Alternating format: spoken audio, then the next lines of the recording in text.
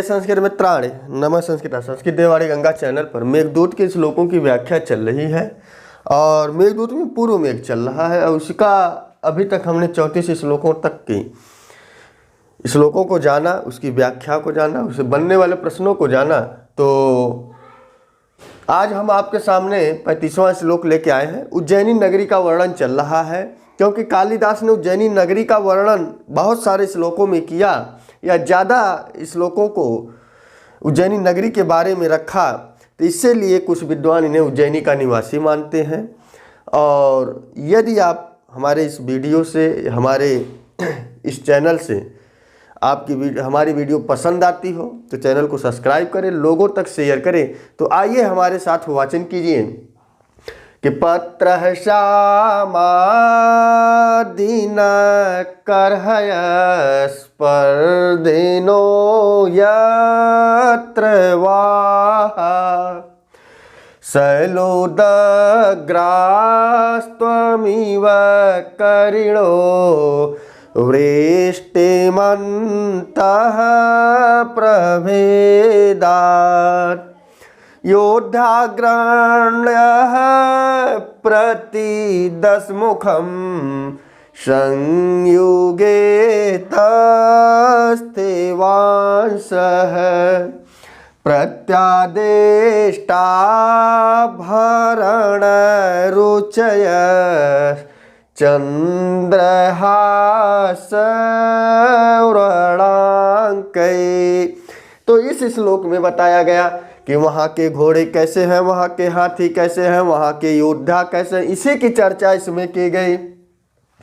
तो इसमें बताया गया कि हे मेघ, जिस उज्जैनी नगरी में तुम पहुँचे हुए हो या जिस उज्जैनी नगरी के पास तुम हो, तो वह उज्जैनी नगरी के बारे में अभी हमने बताया कि वहाँ के लोग ऐसे ऐसे हैं, या वहाँ की उदयन कथा, वहाँ की जो है जंगल कैसे हैं, सोने के, इन सब की चर्चा हो गई। अब मैं आपको वहाँ के जानवर और योद्धाओं के बारे में बताता हूँ, वहाँ के जानवर और योद्धा कैसे हैं।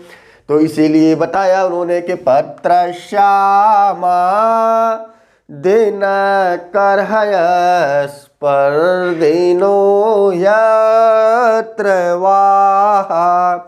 वाहा माने होता है घोड़ा, वाहा माने क्या होता है? घोड़ा। तो यहाँ बताया गया यत्र माने जहाँ, यत्र माने जिस, माने अर्थात उस उज्जैन्या, यत्र से उज्जैन्या का बोल है कि उस उज्जैनी नगरी में जो घोड़े हैं वह पत्र श्यामा, वह पर्ण के समान सांवले रंग वाले घोड़े, दिनकर माने होता है सूर्य, है माने भी होता है घोड़ा। यहाँ है माने भी क्या है? घोड़ा का अर्थ निकलेगा। अब इसका अर्थ बना लीजिए, दिनकर माने हो गया आपका सूर्य। क्लियर हो गया? अब बताया गया कि यत्र वाहा पत्र श्यामा दिनकर है स्पर्धिनो है, माने उस उज्जैनी नगरी के जो घोड़े हैं वह सांवले रंग के। कैसे सांवले रंग के? पत्र के समान सांवले रंग के घोड़े जो घोड़े हैं वह दिनकर है स्पर्धिनो, सूर्य के घोड़े से स्पर्धा करते हैं, सूर्य के घोड़े से प्रतियोगिता करते हैं।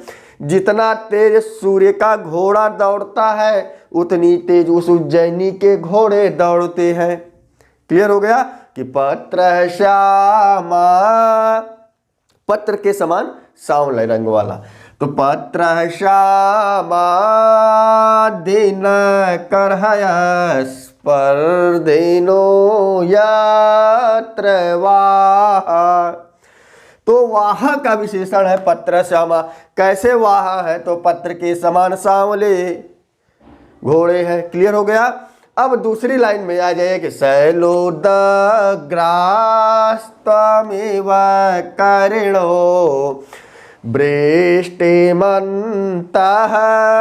प्रभेदात्। यहाँ बताया गया कि जो शैलोद तो शैल उदग्रा माने पर्वत के समान ऊंचे, शैल माने पर्वत होता है, तो शैलोदग्रा माने पर्वत के समान ऊंचे करिण हाथी। शैलोदग्राः करिणः प्रभेदात् त्वम इव वृष्टिमन्तः। इसका हो जाएगा कि पर्वत के समान बड़े बड़े हाथी और उन हाथियों से प्रभेदात जो मद चूता है, मद स्रवात अर्थात जो मद बह रहा है, ऐसा मालूम पड़ता है कि तुम इव वृष्टिमंतम, कि हे मेघ जैसे तुम वर्षा करते हो उसी तरह वहाँ के बड़े बड़े हाथियों माने पहाड़ के समान बड़े बड़े हाथियों से मद बहता है। क्लियर हो गया। पहली लाइन में बताया कि वहाँ के जो यत्र वाहा पत्र श्यामा दिनकर हयस्पर्धिनो, वहाँ के जो घोड़े हैं वो सूर्य के घोड़े से क्या करते हैं, प्रतियोगिता करते हैं, स्पर्धा करते हैं, या सूर्य के घोड़े से होड़ लगाते हैं कि कौन सबसे आगे निकलेगा, कौन सबसे तेज चलेगा। होड़ लगाने का मतलब ये होता है कि कंपटीशन करते हैं। और बताया कि जो वहाँ के हाथी हैं वह पर्वत के समान ऊंचे ऊंचे हैं, ऐसे हाथी से जो मद बहता है ऐसा मालूम पड़ता है कि तुम वृष्टिमंतम, जैसे तुम वर्षा करते हो उसी तरह वहाँ के हाथियों से मद चूता है। क्लियर हो गया। अब आ जाइए तीसरी लाइन में कि योद्धाग्रण्य प्रतिदशमुखम संयोगे तस्तेवांशः। तो यहां बताया संयुगे अर्थात युद्ध क्षेत्र में। संयुगे का अर्थ क्या हो जाएगा कि युद्ध क्षेत्र में, युद्ध क्षेत्रे प्रतिदशमुखम योद्धाग्रण्यम तस्तेवांशः। यहां बताया गया कि युद्ध क्षेत्र में, समर क्षेत्र में, रणभूमि में जो प्रतिदश मुख है, 10 मुख माने रावण होता है, 10 मुखान यस्य सह, तो बहुब्री समास हो जाएगा तो बन जाएगा इसका अर्थ रावण। और प्रति माने रावण के विरोध में, अर्थात वहाँ के जो योद्धा है वह संयुगे प्रतिदश मुखम, समर क्षेत्र में रावण के समान या रावण के विरोध में युद्ध करते हैं। जो उस उज्जैनी नगरी के योद्धा हैं वह समर क्षेत्र में प्रतिदश मुखम योद्धाग्रण्यम, योद्धाओं में अग्रणी, योद्धाओं में श्रेष्ठ है, तस्थेवांश खड़े रहते हैं। अर्थात वहाँ के जो योद्धा है वह रावण के विरोध में, रावण से युद्ध लड़े हैं, ऐसा रावण से युद्ध लड़ने के लिए, रावण से विरोध होने के लिए, उनके लिए उस युद्ध क्षेत्र में उस रावण के सामने खड़े हैं। तो एक बात यहाँ पर पता चल गई कि वहाँ के योद्धा रावण से भी लड़ सकते हैं। और यह श्लोक आपको उत्तर मेघ में भी मिलेगा, अलका वर्णन में आया है। तो कुछ लोग इसे पूर्व मेघ में प्रक्षिप्त मानते हैं, क्योंकि उनका एक है, उनकी एक मान्यता है कि यह जो श्लोक है यह अलका वर्णन में होना चाहिए, क्योंकि उज्जैनी नगरी में रावण का या इसकी कोई चर्चा नहीं थी। तो लेकिन फिर भी कुछ लोगों ने माना कि यह जो उज्जैनी नगरी है यह पुराणों में से चली आ रही, या पुराणों में भी इस उज्जैनी नगरी का बोध हुआ है या इसको जाना गया है या उनकी चर्चा हुई है। तो जब यह पुराणों की नगरी है तो इसीलिए कुछ लोग कहते हैं कि प्रतिदश मुखम, दशानाम मुखानाम समाहारः तत् प्रति। तो इसका अर्थ हो जाएगा कि 10 मुखों, तो दशानाम माने 10, मुखानाम माने व्यक्तियों से, 10 मुख वाले व्यक्तियों से या 10 अलग अलग मुख वाले व्यक्तियों के प्रति वहाँ के योद्धा, माने कहने का तात्पर्य यही है कि एक एक योद्धा वहाँ 10-10 मुख वाले 10-10 व्यक्तियों से लड़ने वाले हैं। दो ही अर्थ निकलेगा इसका। प्रतिदश मुखम का एक हमने बताया कि 10 मुखान यस्य सह, रावण का बोध होगा, और दशानाम मुखानाम तत् प्रति, तो दशानाम मुखानाम समारोह तत् प्रति, अर्थात एक व्यक्ति 10 योद्धाओं से युद्ध लड़ सकता है, माने वो भागता नहीं था, खड़ा रहता था।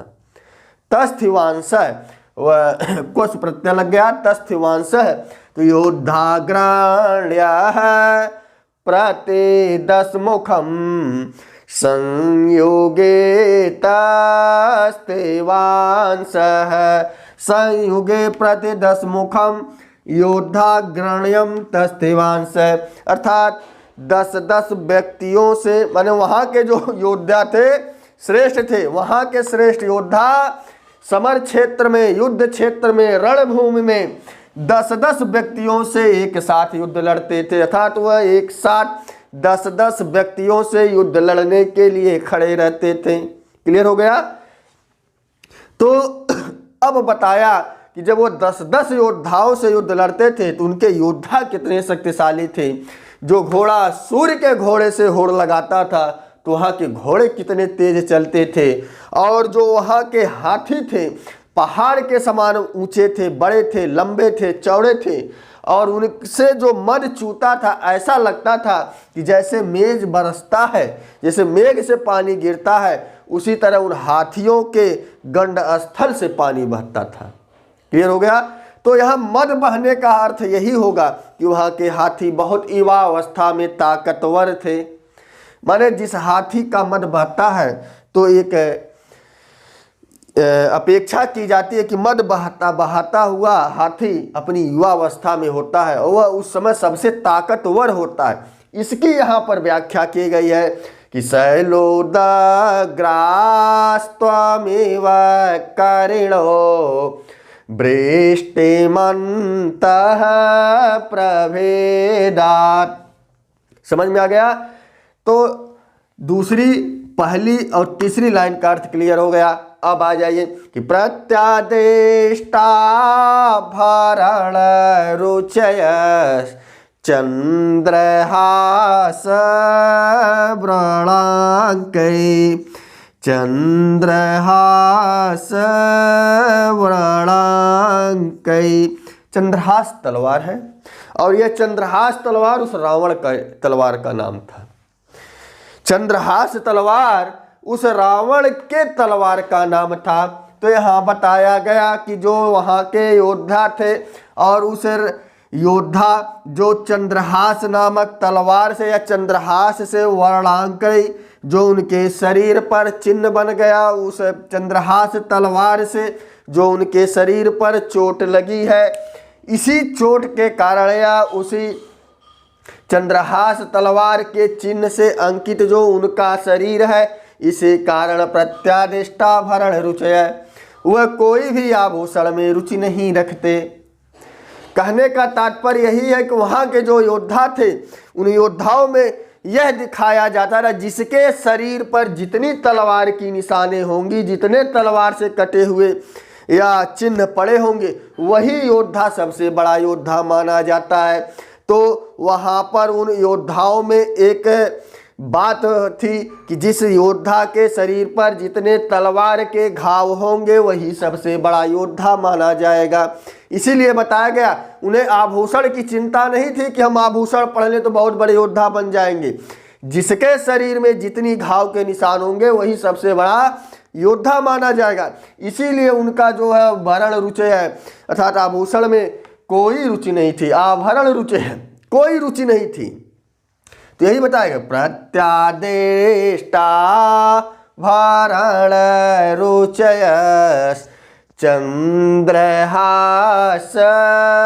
व्रणांकै, कि वहाँ के योद्धाओं के शरीर पर जो तलवार से चिन्ह अंकित हुए हैं या तलवार से जो चोट के निशान बने हैं, उस चोट के निशान को ही अपना आभूषण मानते हैं। अर्थात उन्हें जो यह कृत्रिम आभूषण में कोई रुचि नहीं है।